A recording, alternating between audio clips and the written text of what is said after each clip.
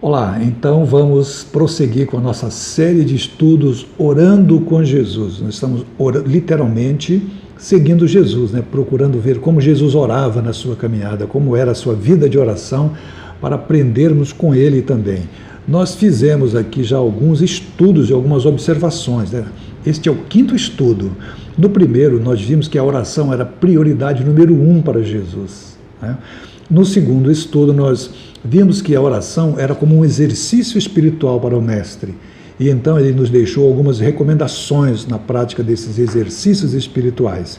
Terceiro, nós vimos que a oração para Jesus era uma coisa proativa, ou seja, Jesus não esperava os problemas acontecerem, ele se antecipava a eles, orava no dia seguinte, ele sabendo que ia enfrentar dificuldades, problemas, ele já se antecipava e orava. No quarto estudo, nós estudamos que a oração era um refúgio secreto para Jesus nos tempos de aflições.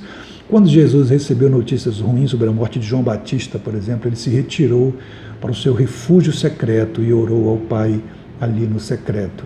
E nós aprendemos isso com ele. E hoje nós vamos ver que Jesus orava diante das grandes decisões, das grandes escolhas que ele iria fazer. Ele se preparava e então ele orava antecipadamente. Antecipadamente ele se preparava assim. O texto de plataforma para nós será o Evangelho de São Lucas, no capítulo 6, versos 12 e 13, que diz assim: Agora, aconteceu que naqueles dias ele subiu ao monte para orar e orou continuamente durante toda a noite. E quando se fez dia, ele escolheu os seus discípulos. Ele escolheu 12 homens a quem ele chamou de apóstolos. Nós estamos diante de um importante ensinamento de Jesus. Observando Jesus a orar, nós vimos que diante das grandes decisões, das escolhas, como por exemplo uma coisa fundamental, muito importante para Jesus, que era a escolha destes homens que iriam andar com ele, que iriam levar a mensagem, quando ele já não estivesse aqui, iriam cumprir a missão que Jesus deixou. Isso era muito importante. Então Jesus ora a noite toda, intensamente, para buscar a orientação, a sabedoria do Pai. Nós estamos diante então desse importante ensino.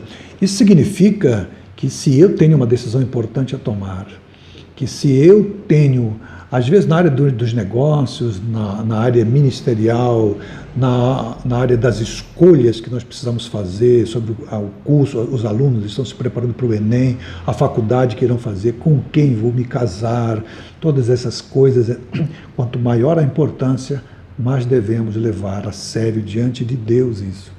Então, a Bíblia diz que pela manhã ele tomou uma das decisões mais importantes do seu ministério, mas para isso ele passou a noite inteira orando. Então, isso ele nos passa como um ensinamento importante. Observando Jesus orar, orando com Jesus, nós aprendemos que precisamos orar intensamente diante, quanto maior for a importância da decisão que temos que tomar, maior deve ser a nossa jornada de oração diante do Pai. É isso que aprendemos com ele, com a sua prática de oração. Afinal, ele é Deus, não é verdade? Ele sabe qual é a melhor escolha, qual é a melhor alternativa para nós. O seu Espírito, o Espírito Santo que ele colocou em nós, é um meio que ele usa para nós chegarmos diante dele, orarmos e buscarmos a sua sabedoria.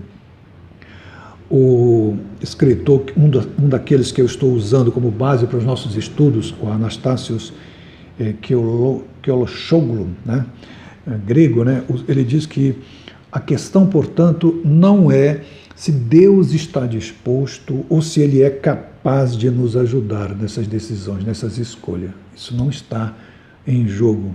A questão é, a verdadeira questão é que nós podemos escolhê-lo como nosso conselheiro. Já pensou? Nós podemos ter à nossa disposição, mestre dos mestres, para nos aconselhar nas nossas decisões, diante das decisões que pretendemos tomar, das nossas escolhas, tê-lo como conselheiro, é uma coisa maravilhosa. Podemos fazer isso através da oração.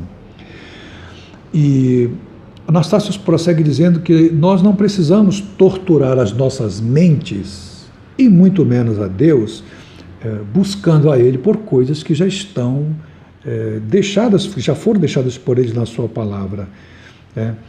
Ele já deixou alguns ensinamentos que são padrão para nós. E nós não precisamos estar orando para buscar isso. Por exemplo, nós não precisamos orar para amar as pessoas. Senhor, eu preciso amar. Nós não precisamos orar para ter a nossa vida envolvida com as pessoas que precisam do nosso apoio, da nossa ajuda. Nós precisamos orar para que Deus nos dê a missão evangelizadora, porque Ele já nos deu essa missão. Nós não precisamos orar para dizer, Senhor, é da Tua vontade que eu me case com aquele ou com aquela, sendo que essas pessoas não caminham contigo, não amam a Deus como você ama, não seguem a Deus como você segue, já está previsto isso. Deus diz que nós não devemos nos juntar a julgo desigual. Não precisamos orar por isso, porque isso já está demarcado ali. Agora, você precisa da direção pessoal de Deus, por exemplo, se você está pensando em mudar de cidade, em mudar de negócio, em abrir um novo negócio, se você está diante de fazer um investimento, você está na dúvida, Você pode consultar uma pessoa da área, mas você também deve consultar o seu Deus. Você deve orar para Deus para saber qual é a vontade dele para a sua vida. Afinal, você é filho de Deus, não é? Uma filha de Deus. Você é um seguidor, um discípulo de Deus. Você anseia por fazer a vontade de Deus. Você não quer fazer só a sua vontade. Você quer fazer a vontade de Deus. E para isso você precisa buscá-la. Afinal, Ele é Deus, Ele é o Senhor das nossas vidas. E nós somos seus servos. E como servos, como tal, queremos ser fiéis a Ele. Então, por isso oramos, para buscar a decisão de Deus para as coisas que são importantes e que não estão determinadas já antecipadamente para nós na Bíblia. Aquelas que estão, já nem precisa de oração. Orando com Jesus, nós aprendemos que em tudo o Pai deve ser consultado, mas quanto maior for a escolha, quanto maior é a tomada de decisão, tal maior deve ser a nossa intensidade na oração. O Mestre orou a noite toda para de manhã fazer a escolha dos seus apóstolos. Então, a nossa oração deve ser nessa mesma proporção, por quê? Porque maior será a nossa necessidade de acertar, nós não queremos errar. Então, tudo aquilo que você tem um interesse muito grande de acertar, de não errar, você deve orar com intensidade, buscar, bater, estar lá à porta do Senhor, dizer, Senhor, eu não quero tomar essa decisão com a minha própria mente, com os meus próprios recursos. Eu quero tomar uma decisão vinda de Ti, porque eu não quero errar, eu quero acertar. Quem é que quer se casar e se separar? Ninguém, todo mundo casa para viver eternamente do lado do seu amor. Às vezes acontece de não dar certo, mas nós não queremos errar, por isso deveremos orar muito. O Jaime Kemp costuma dizer que antes de nós casarmos, antes de nós escolhermos com quem vamos casar, nós devemos abrir bem os olhos. E depois que tivermos casado, devemos fechar, para não olhar, para não ver os defeitos. Então, querido, que assim seja na sua vida, na minha vida, que nós possamos estar sempre diante de Deus com intensidade, para saber qual é a vontade dEle, para então seguirmos na boa companhia do Senhor, sempre fazendo a vontade de Deus. Eu tenho uma frase que eu uso sempre na minha vida, que o melhor lugar para se estar é no centro da vontade de Deus. Eu quero encerrar com as sábias palavras de Henry Fosdick. Fosdick diz o seguinte: ó Deus, nós não sabemos o que é bom para nós. Tu sabes, por isso oramos. Simples assim. Olha, que Deus te abençoe, que você tenha uma semana abençoada. Fique na paz de Deus.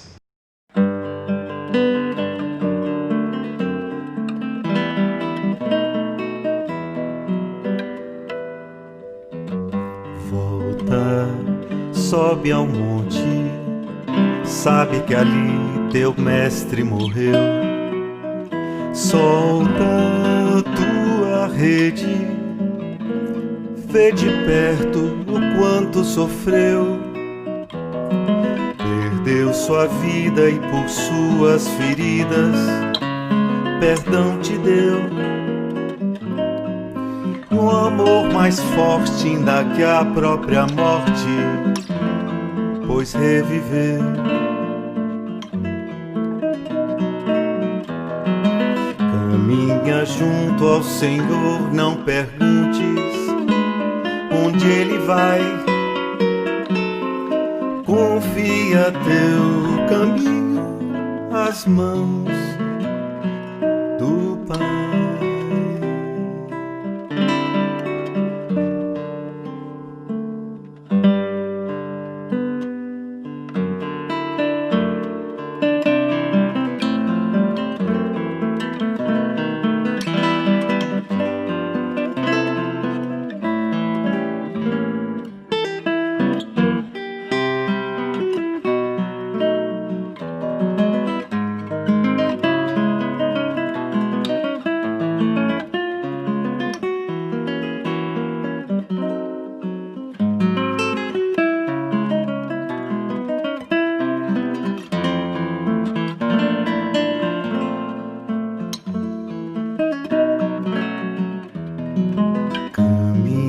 Junto ao Senhor, não perguntes onde Ele vai. Confia teu caminho às mãos do Pai.